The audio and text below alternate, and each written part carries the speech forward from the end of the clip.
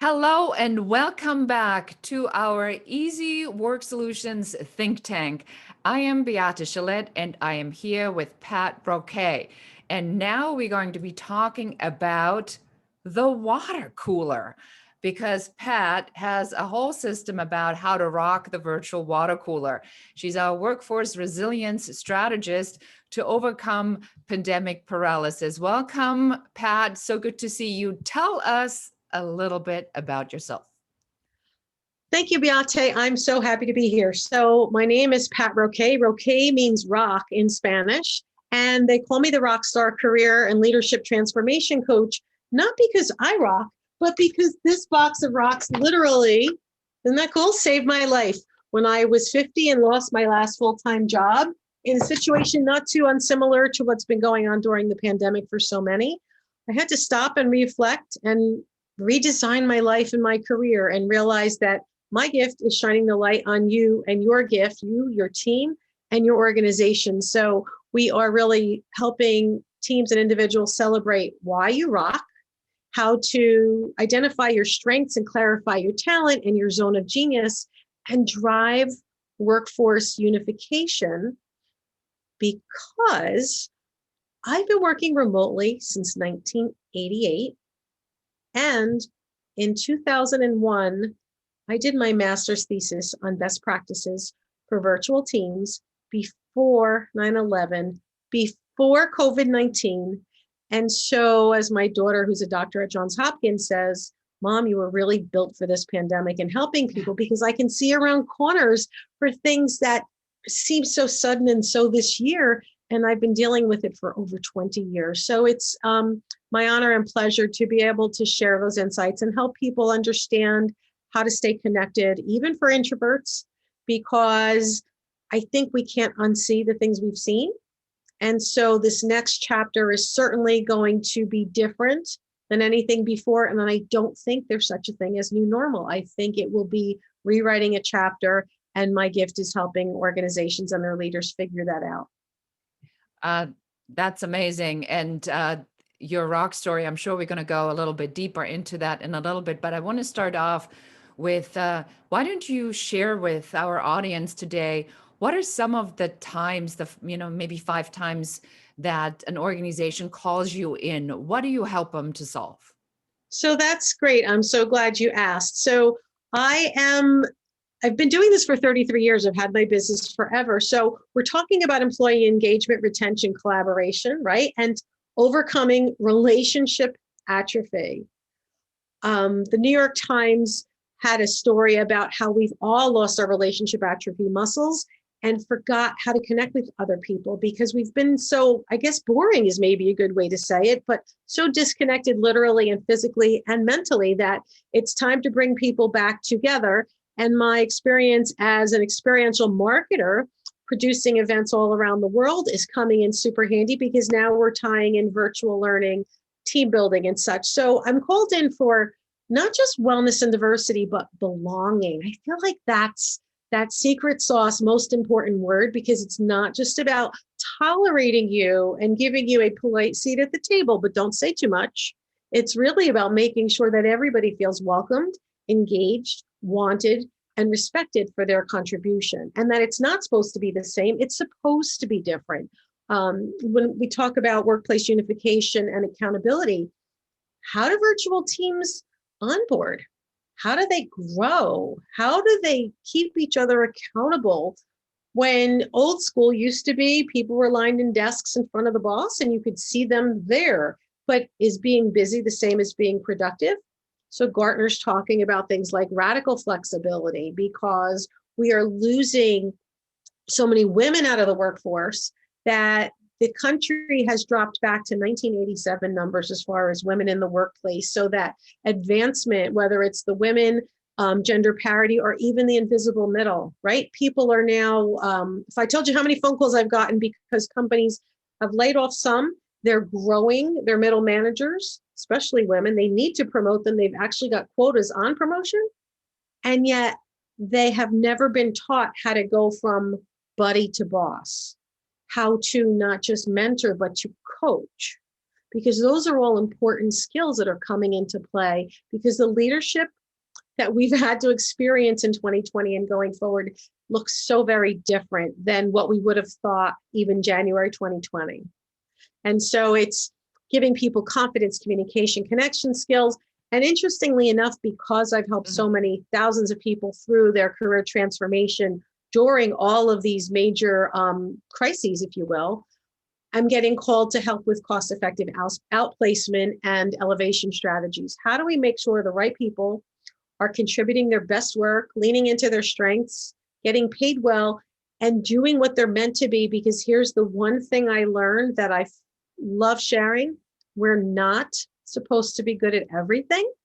Our collective team should be. And that spirit of, let me be my best at what I do, Beate, you're the best at what you do, and together we can lean into each other, is powerful. And it's more powerful when you learn how to articulate that value. It's amazing. I want to dive into that a little bit more, Pat. So I know you work with a lot of different companies, big and small, Fortune 100 companies. So would you mind just sharing an example of a problem around this that you solved for one of your favorite clients? Oh, absolutely. So people always say that I'm a breath of fresh air. My system is a breath of fresh air. So I've got a strong corporate background, but it's certainly, when you show up with a box of rocks, people think this is going to be fun, and it is, except highly, highly strategic, with everyone in the room feeling like we showed up just to give them that message, especially for you. And yet the organization, the team, the committee, the board has sat and we've done our due diligence. So the pieces always include, my Rock on Success system includes clarity. What is that strategic direction? Because just like if you got in your car, you have to know where you're headed, or you're going to sit in the driveway or drive in circles, right? So what is that strategic GPS? How do we gain confidence? So are there assessments that need to happen? What about communicating and storytelling so that you can articulate your value, and making sure that from a connection standpoint, all of the key stakeholders felt, again, that belonging word I used before, and then finally celebrating not just return on investment, but return on career. And one of the most fun programs that I've done in a while is with a major, major pharmaceutical company. And we were called in to help them with virtual teams. So I was located in the United States, and they had a remote team in Hyderabad in India. And so the first part was about helping them understand their strengths and doing a train the trainer version of everything, because I believe that leadership buy-in is super important up front. So bringing in a new concept, bringing new employee engagement strategy. We did a round of the exercises with the trainer, and then in that instance, I did not need to fly over. The clients were going there, but we were able to do all the preparation and implement an entire program remotely. Some people boots on the ground there, some people remote here, which was fabulous. And then later on, we brought it here domestically, and we had about 200 executives in finance, and everybody told me, these are the stiffs and no one's going to have fun, Pat. And we literally did a program called Rock Your Strength. And in the middle of it, I stood up and I said, guess what, everybody, we figured it out. You are all now anointed as financial storytellers. The goal was to empower the financial folks to stop being the afterthought, to be leaders with a seat at the table, driving strategy as welcomed partners up front. Never an afterthought, more of an intelligent and gainful part of the conversation early and often. And giving them the power to be financial storytellers got them to remember to soften and change the cadence, some of the language, right? Because when you're doing work, so if they're doing their finances, if they're talking to the CFO, the way they interpret data is very different than the stakeholders in their investor relations language, which is very different from their employees, which might then again be very, very different in a employee resource group or an external communication with one of the charities that they support through corporate social responsibility.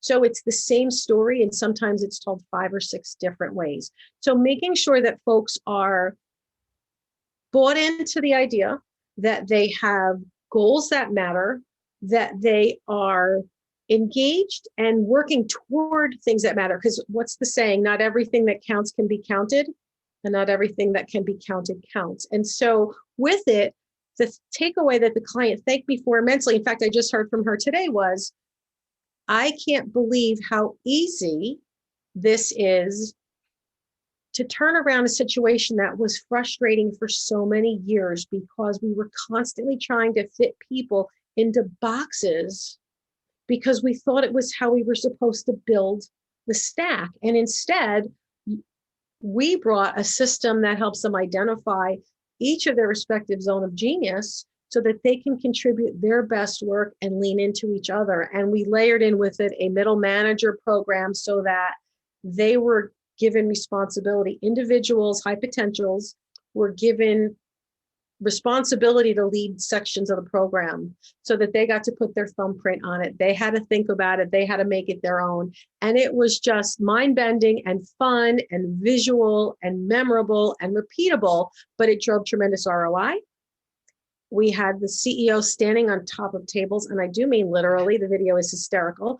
But at the end of the day, it's just proving that goals are important to make sure that they're communicated well, and that there are a lot of different ways to accomplish it, so that just because we're virtual doesn't mean that we're limited. In fact, sometimes it almost makes it easier because you can control a lot more of the factors, and you are not subject to bad weather and all these other things that have caused travel to be disrupted. So the background in virtual teams, the background in employee engagement, and the background in strategy together could make for a really fun opportunity to make a difference, and then to build a cycle, because it's not just one and done, right? It's not hard to get a good speaker, but to get a great speaker who comes across as fun and engaging, but to set a stage, because I think in 90-day strategy.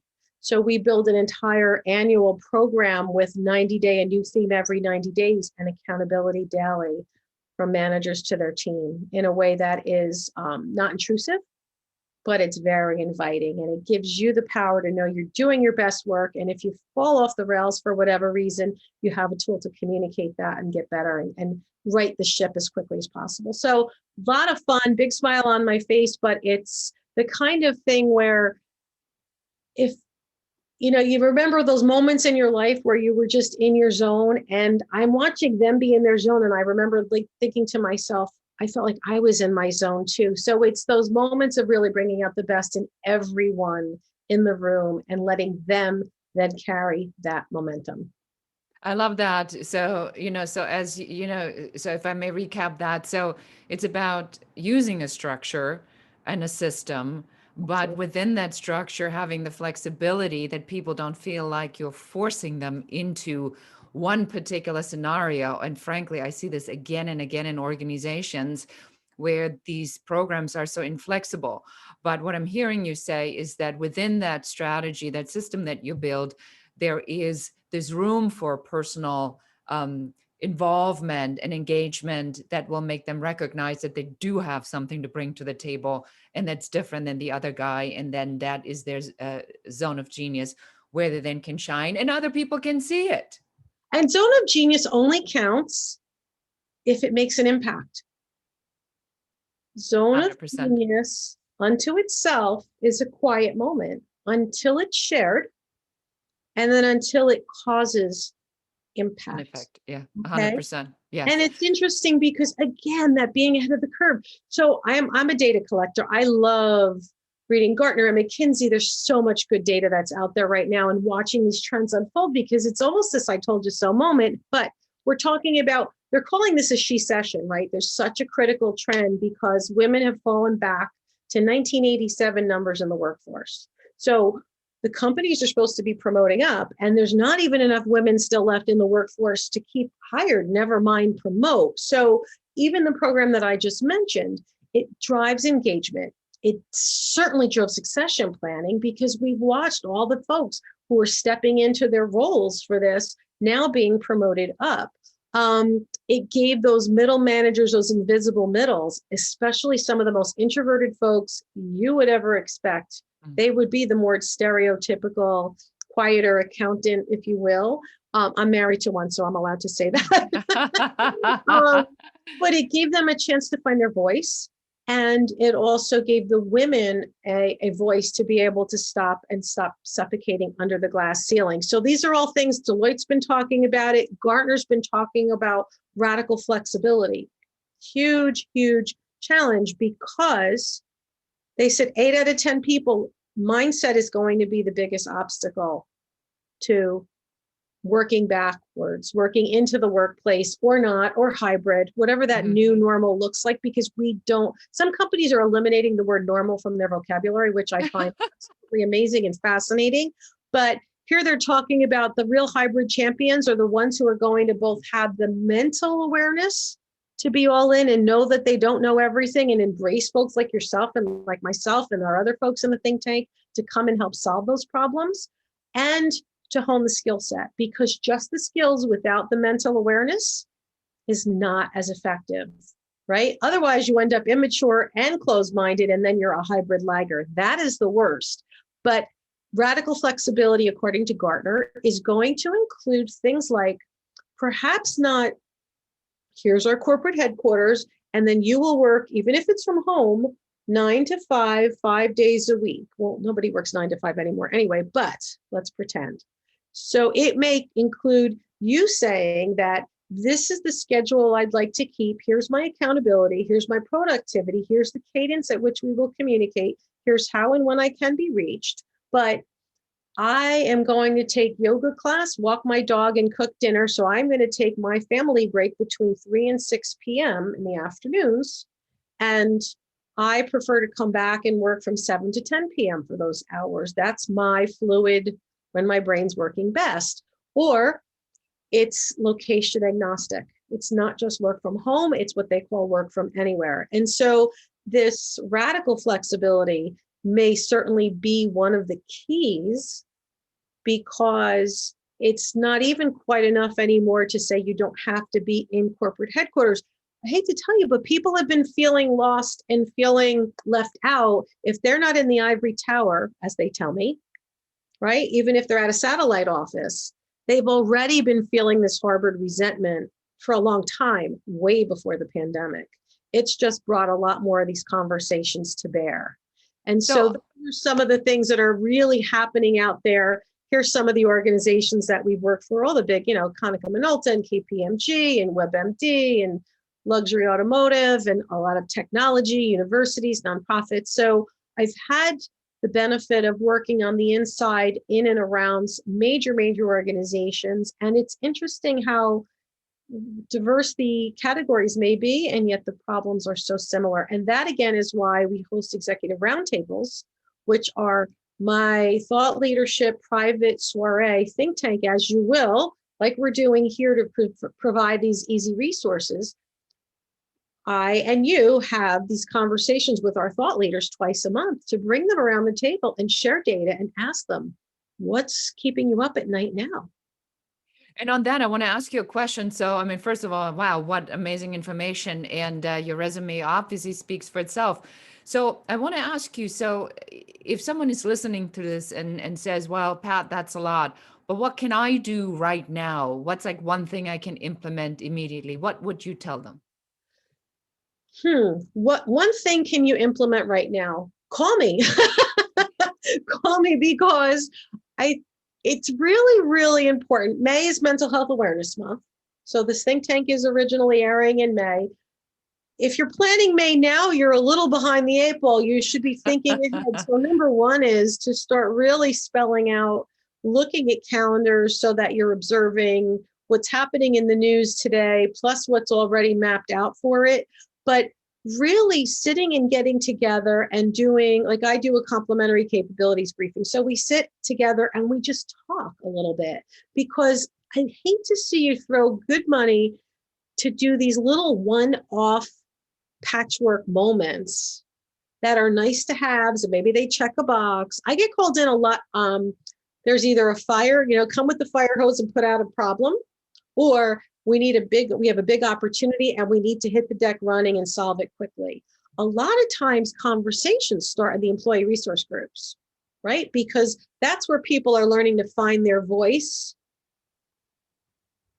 outside of their actual job, the role in their job, probably. It's more about the who I am and what are my challenges when I'm trying to be the best I can in the company. So really pay attention. And I actually think funding those employee resource groups properly would be a huge step in the right direction. Because if you're trying to empower women, for example, and you're hosting employee resource group programs, except you're having busy women who are sandwich generation juggling homeschooling, aging parents, kids at home, and all the things, and then asking them to do more things and not reimbursing them and not giving them funds to do it well, are you helping them or are you self-perpetuating the problem that the group is actually supposed to be trying to solve? I want to jump in on that really quickly because Yeah.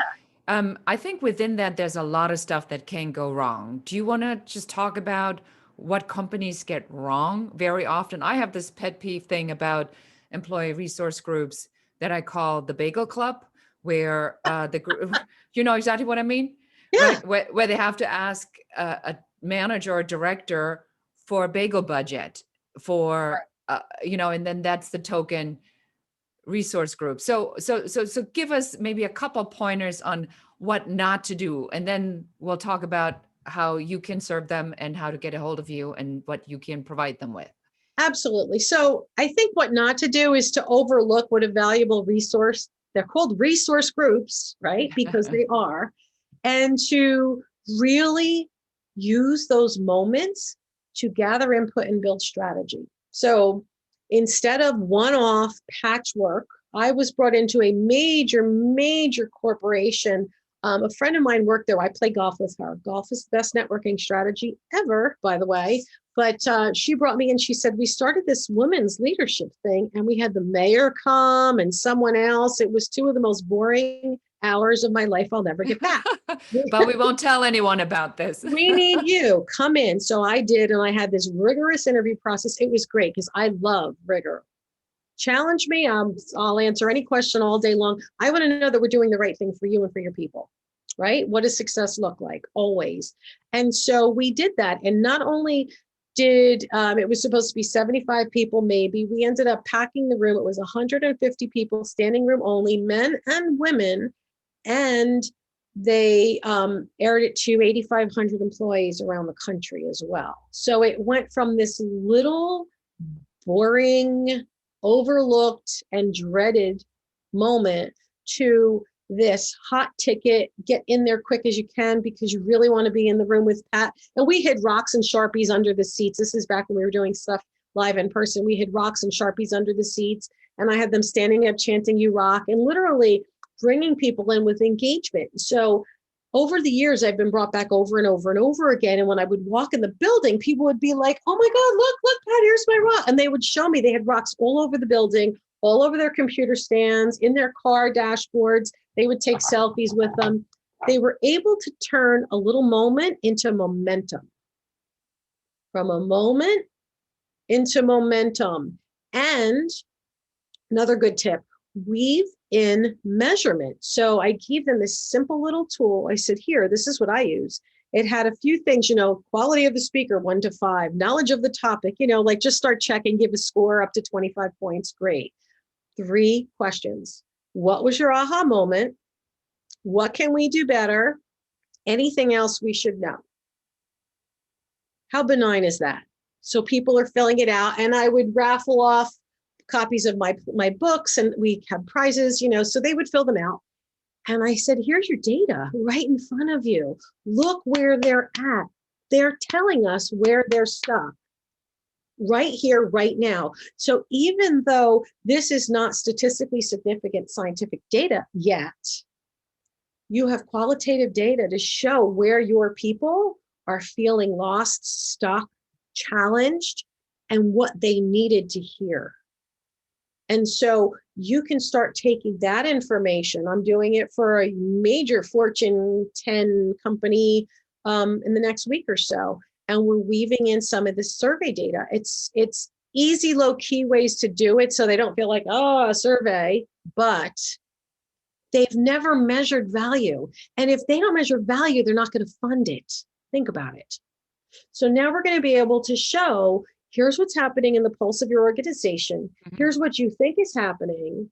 Here's what they're telling me. A lot of times, and I know you do this as well, because we work together, we will be brought in because sometimes your company needs a neutral third party trusted partner, because your people will tell me everything that they would probably not tell their manager. Because why do most employees leave their company, Beate? Because of a bad what? Manager. Okay. So if the bad manager is the one asking the question, what kind of answers are you going to get? Not very candid. 100%. You know, Pat, I'm so with you on that. And this is really a critical piece, I think, that we really want to point out in this conversation is that you know, we see this all the time, that organizations are doing surveys and then they wonder and they rely on the survey, but the survey is like, you know, when people don't have trust, are they going to tell their boss the truth? Are they going to write in a survey, my boss sucks, or No, or I don't get along with him? no, No, they're worried about their paycheck. They're worried about their job. So they're playing pretend until the day comes where they can take it anymore, and then they're gone, and it's too late. right.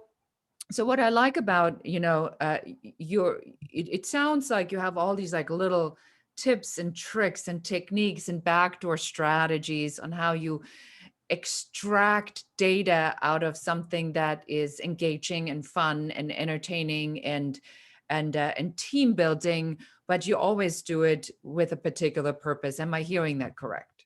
Yes. So I am probably one of the more strategic folks you've ever met. That is just a ton of fun. It's like being the wolf in sheep's clothing, because people, when they're in our programs, they are so gung-ho and love it. I get 98% reviews and 4.95-star ratings, like all these kinds of things. But that's because my top 5 strengths, I can tell you this really quick.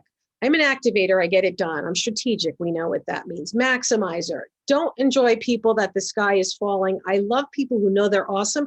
They just want to know how to be superstar rock stars. Individualization. My glass is not only half full.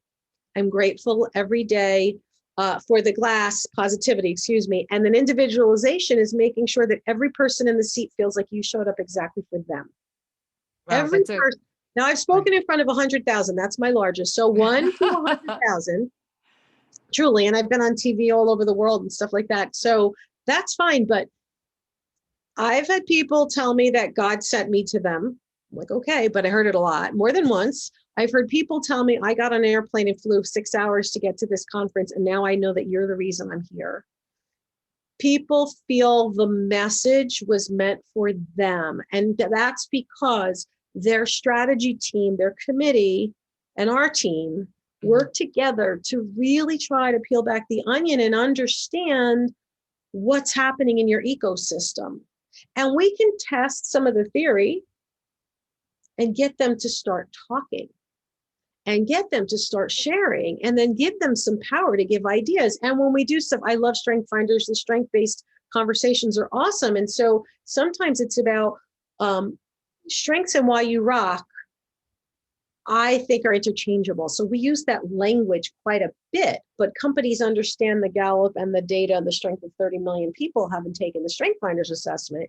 And yet it's very simplistic and subliminal seduction when we're sitting there talking, and we'll be sitting with a room full of folks in a breakout. And I'll say, okay, Mary, tell me why you rock. What's your gift to the world? And she'll get all humbled and quiet and not know. And I'll say, okay, Beate, you work with Mary. Sarah, you work with Mary. Joe, you work. Can you tell me, please, why she's awesome? And all of a sudden, they'll articulate Mary's value.